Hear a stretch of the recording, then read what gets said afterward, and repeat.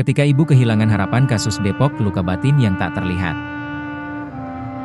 Pernahkah Anda mendengar tentang tragedi Depok di tahun 2022? Seorang ibu membunuh 3 anaknya dan mencoba bunuh diri. Kisah ini mengguncang kita semua, tapi mari kita coba melihatnya dari sudut pandang yang berbeda. Ibu ini bukanlah monster. Dia adalah seorang manusia, seorang wanita, seorang ibu yang berada dalam jurang keputusasaan yang sangat dalam. Video ini adalah tentang jeritan jiwa yang tak terdengar, sebuah jeritan yang seringkali diabaikan oleh masyarakat. Video ini dibuat bukan untuk menghakimi, melainkan untuk memberikan edukasi dan memicu refleksi. Analisis ini didasarkan pada laporan media, perspektif psikologi, dan nilai-nilai Kristiani. Tujuan utamanya adalah untuk memahami dan mencegah tragedi serupa di masa depan. Mari kita telusuri kembali kasus Depok. Seorang ibu berusia 30-an di Depok, Jawa Barat, mengalami depresi berat setelah ditinggalkan oleh suaminya. Beban ekonomi yang sangat berat semakin memperburuk kondisinya. Isolasi dan kurangnya dukungan sosial menjadi pemicu utama. Dalam kondisi mental yang tertekan, ia mendengar suara-suara destruktif yang menghantuinya. Malam yang sunyi menjadi saksi bisu tindakan tragis yang tak terbayangkan. Mari kita pahami lebih dalam dari sudut pandang psikologi. Ibu ini mengalami depresi berat dengan gejala psikotik. Ia kehilangan kemampuan untuk membedakan antara realitas dan pikiran-pikiran destruktif yang menghantuinya.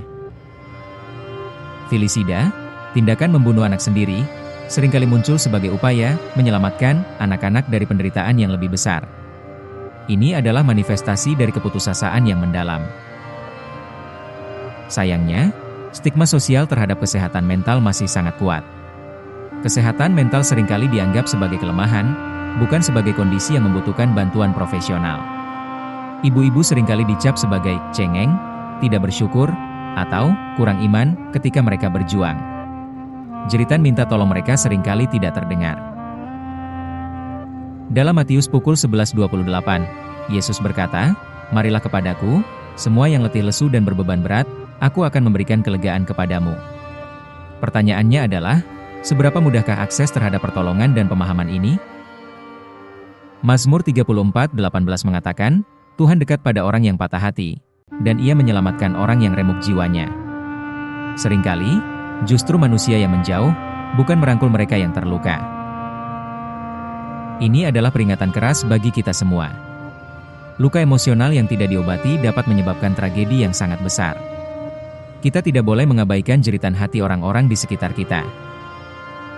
Kesehatan mental adalah hal yang esensial dan membutuhkan perawatan yang serius.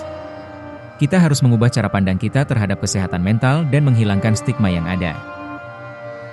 Ibu adalah manusia biasa yang membutuhkan dukungan, istirahat, dan pemahaman. Mereka bukanlah mesin yang tak kenal lelah. Mereka membutuhkan kasih sayang dan perhatian. Pertolongan Tuhan seringkali datang melalui empati manusia.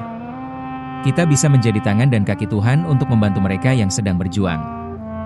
Jangan ragu untuk menawarkan bantuan dan dukungan. Bagikan video ini untuk meningkatkan kesadaran tentang pentingnya kesehatan mental dan dukungan sosial. Mari kita mulai diskusi yang jujur dan terbuka. Mengapa orang seringkali menyembunyikan rasa sakit mereka? Sebagai gereja, komunitas, atau teman, bagaimana kita bisa mencegah tragedi serupa di masa depan?